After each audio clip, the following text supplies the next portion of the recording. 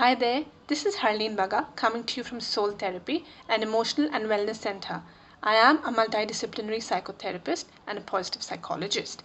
Today we're going to be talking about the middle child theory that was developed by Adler in 1964. The reason I'm talking to you about it is because recently I've had a lot of parents come and talk to me about how, if at all, they should be discriminating between their children, especially if they have more than one. And while they play favoritism with their kids, if it affects the children, and how we in the field of psychology can actually help and prevent them from causing any harm to their children. So, as per Adler's theory, what he said is the oldest child becomes the authoritative figure at home. But of course, right, he becomes the default go to guy for the parents. He becomes the guy that you trust. He becomes the guy that you give the responsibility of the rest of the siblings to. He's the person who's in charge when you parents step out of your house. So, as a consequence of all of this, the older child develops a sense of entitlement where he feels that he is an authoritative figure and he needs to be looked up to, where what he says is right, and in a way it becomes the law at home. Where the youngest child is concerned, the youngest child is the baby at home. You are affectionate towards the youngest child. He is probably cajoled, loved, and cuddled a lot more. So the younger sibling perhaps develops an attitude where he feels that, well, I am special and I am far more loved than anyone else, which means that I have the ability to get away with things a lot more than my other siblings. And whatever I do, I know that there will always be other people looking after me.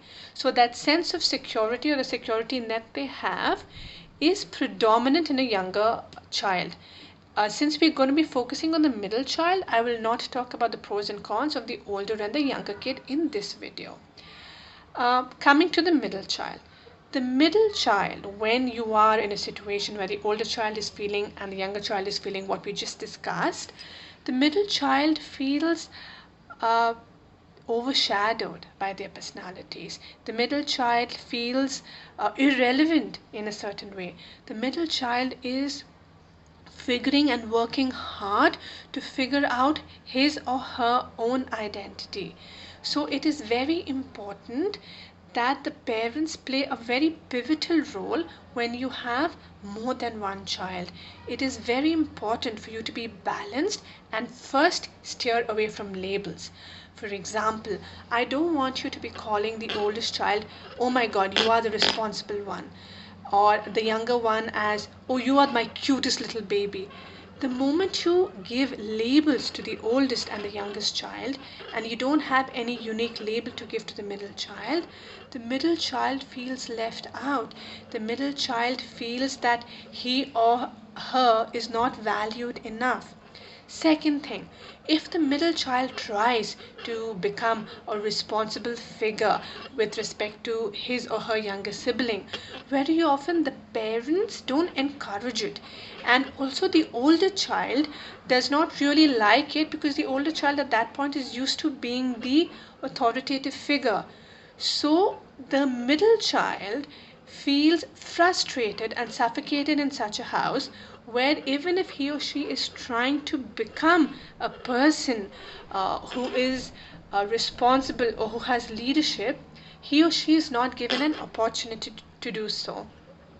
Keep in mind, where there are multiple kids, there is also a high probability of rivalry, which means that, again, if the parent is not careful with the words that they use and how they praise and how the system is set up at home, the children develop a rivalry amongst themselves because they each are insecure in their own right, where the parents have somewhere failed to make each of them feel emotionally and mentally secure and reduce the need of validation.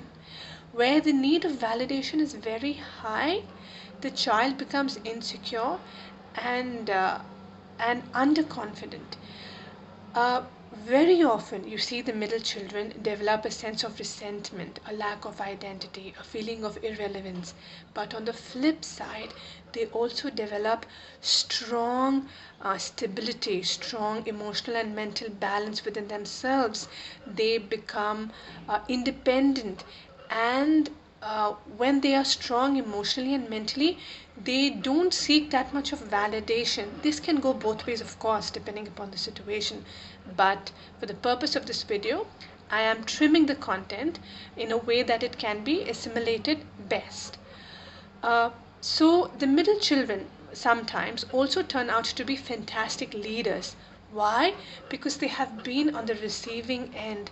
They know what it means to be taken granted. They know what it means to be ignored. They know what it means to not be entitled. They know what it means to fight for your identity and your place in a house, which gives them great empathy, making them fantastic leaders.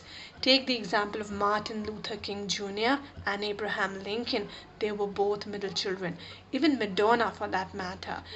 They reached this success as a consequence of having that drive to prove themselves. But my question to you right now is, if the drive is there, these people will succeed and they will be trailblazers in what way they do. But if the drive is not there, if somewhere life or destiny does not throw upon them such an opportunity, then as parents, should you not do a better job of protecting them and making sure that you secure their future and their personalities? That is the purpose of this video. So do think about it. Refrain from using labels. Make sure each child is given equal opportunity. Each child is given enough affection and love. Do not take the older siblings for granted, saying that they will understand when you are cajoling and hugging the younger one more than the older one. Some things need balance, and parenting is one of those things where balance is critical and key. If this video is useful and if you think someone can benefit from it, go ahead and share the same. Please subscribe by pressing that bell at the bottom of this video. For more, reach out to my YouTube page, my Facebook and my Instagram. I am but a click away. Go ahead and leave me your feedback, because that's important in my growth as well, and in the topics that I am bringing to you. Until my next video, bye bye now.